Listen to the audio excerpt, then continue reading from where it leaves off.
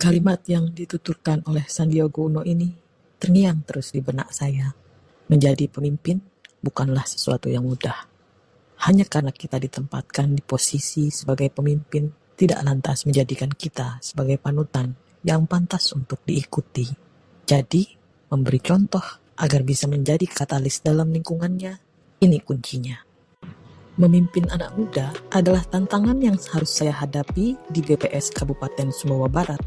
95% pegawai adalah kaum milenial dan sisanya adalah generasi Z yang tak kalah menantang.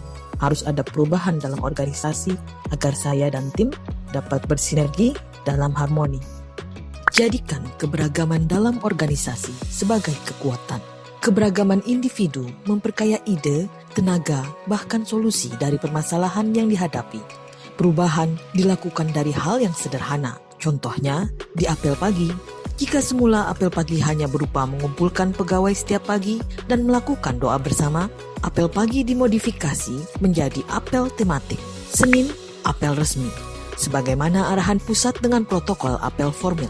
Ini adalah upaya menumbuhkan jiwa kebangsaan dan kecintaan terhadap tanah air.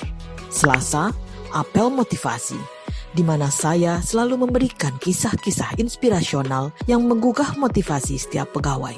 Rabu, apel games.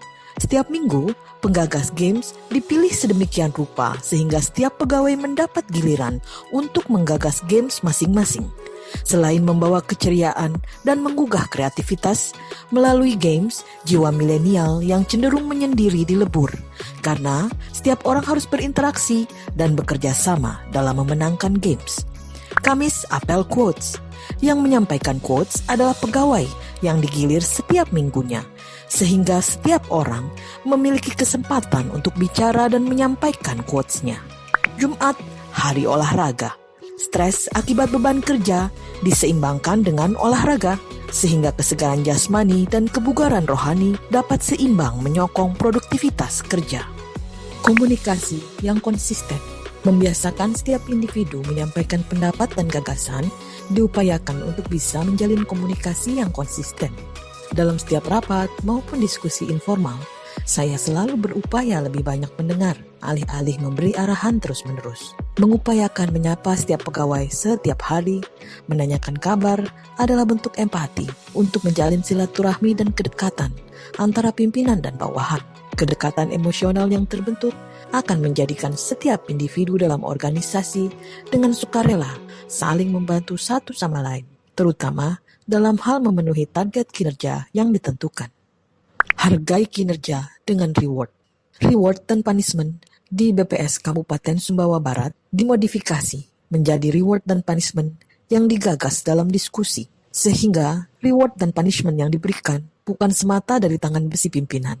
Reward yang digagas mereka sendiri akan memotivasi setiap individu untuk meningkatkan kinerja. Dan sebaliknya, punishment yang ditetapkan dalam diskusi sebagai hasil dari pendapat setiap pegawai akan memiliki konsekuensi untuk dihindari. Sebab mereka sendiri yang memberi masukan akan punishment yang diberikan. Sehingga dengan sendirinya, mereka juga yang akan berupaya untuk menghindarkan diri dari punishment tersebut.